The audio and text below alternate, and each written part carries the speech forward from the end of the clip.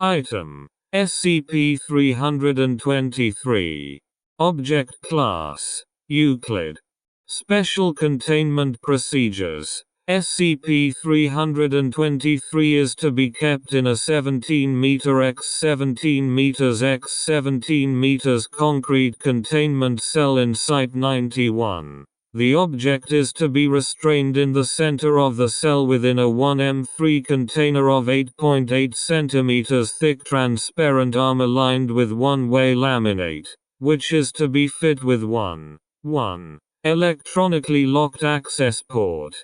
This container is to be internally lit, with the surrounding cell kept dimmer to facilitate the one-way laminate. The cell is to be surveyed remotely at all times, and any signs of activity are to be reported.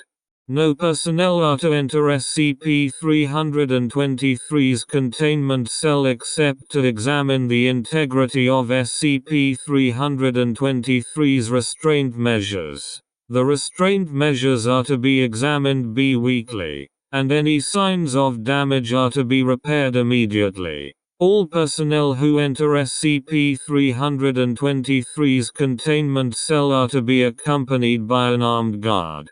Personnel are not to be within SCP-323's containment cell for longer than 45 minutes, and any communication around SCP-323 is to be written or spoken in a language other than English or French. In the event that SCP-323 breaches containment and an instance of SCP-323-1 is formed, personnel are to evacuate Site-91 and the site is to be locked down. Remote units are to be deployed to destroy the body of SCP-323-1. Following this, armed personnel may be sent in to re-establish the containment of SCP-323. Description: SCP-323 is the skull of an unidentified cervid measuring 55 cm long, 27 cm wide, and 31 cm tall, with a pair of antlers, measuring 35 cm tall and 46 cm from tip to tip, growing from the left and right sides of SCP-323. SCP-323 shows signs of damage consistent with outside exposure, with regular pitting, scarring and weathering across the object, bleaching on the upper surfaces and a missing lower mandible. The rear of the skull features an approximately centered ovoid gap, measuring 25 cm high and 23 cm wide, giving access to an interior space 16 cm deep.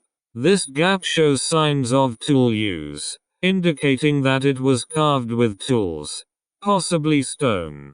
SCP-323 displays the ability to react to oral, tactile, and visual stimuli. Testing has revealed SCP-323 appears to have a field of view similar to that of other cervids, and has responded to visual stimuli from up to 50 meters away. The targeting of specific members of personnel, various attempts to breach containment, and the violent reaction towards speakers of the French and English languages suggests a level of sapience. However, this is unconfirmed.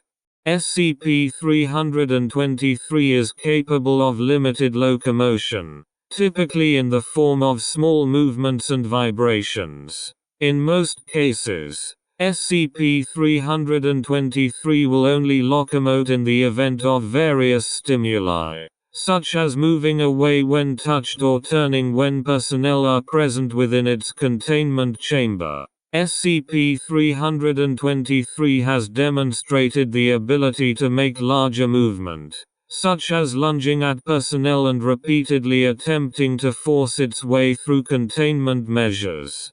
SCP-323 exerts an influential effect in a radius extending roughly 15 meters from itself. Individuals within this radius will begin experiencing cannibalistic thoughts and urges, violent outbursts, and impaired judgment after approximately 1 hour of continuous exposure. Roughly 74% of individuals who reach this point will attempt to place their heads through the gap present in the back of SCP-323, with efforts made to keep their mouths uncovered. If an individual is incapable of fitting their heads through the gap, attempts will be made to bludgeon their heads against nearby hard surfaces until the point the individual's head fits. The individual loses consciousness, or the individual expires. Once the individual has fit their head through SCP-323,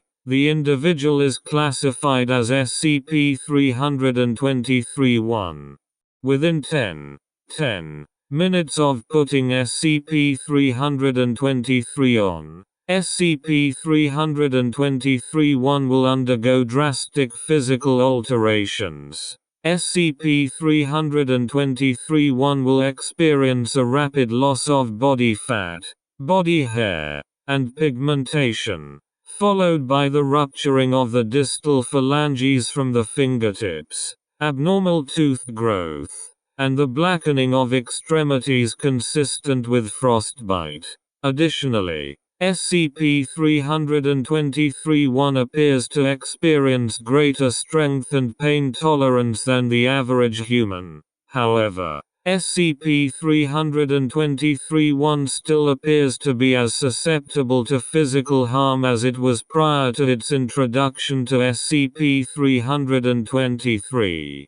SCP-323-1's metabolism will experience a dramatic increase, requiring a constant caloric intake, with starvation occurring anywhere between 15 to 30 minutes if no self-preservation efforts are made. In order to sustain its increased metabolism, SCP-323-1 will actively seek out and eat other individuals for sustenance until expiration. In the event SCP-323-1 is incapable of finding plentiful nourishment, SCP-323-1 will make efforts to sustain itself, including limiting movement, rationing available food, and auto-cannibalism. SCP-323-1 will only feed upon humans. It is presumed that SCP-323-1 is capable of receiving sustenance from other sources, but chooses not to, despite availability or ease of access. During the pursuit of individuals, SCP-323-1 has been known to occasionally make various statements in the Sever Nojib, Potawatomi, and Cree languages, as well as in the native language of the instance. It is not known if these statements and the knowledge of these languages is the result of SCP-323's anomalous influence or if they originate from SCP-323 itself. SCP-323 was recovered on the 9th of December 1997 in the Bittern Lake Reserve, part of the Lac La Ronge First Nation in Saskatchewan, Canada. A small, unregistered community had been sustaining an active SCP-323-1 instance by routinely murdering individuals and leaving them out as an appeasement. Investigation revealed individuals were involved, who were interviewed and subsequently administered amnestics, and a cover story involving an unidentified serial killer was propagated. SCP-323-1, at the time suspected to be the anomaly, died of starvation during its transfer to Site-91. The recorded number of deaths does not appear consistent with the duration of the SCP-323-1 instance. It is suspected SCP-323 went through several instances of SCP-323-1 before containment. However, no irrefutable evidence supporting SCP-323-1's longevity has been uncovered.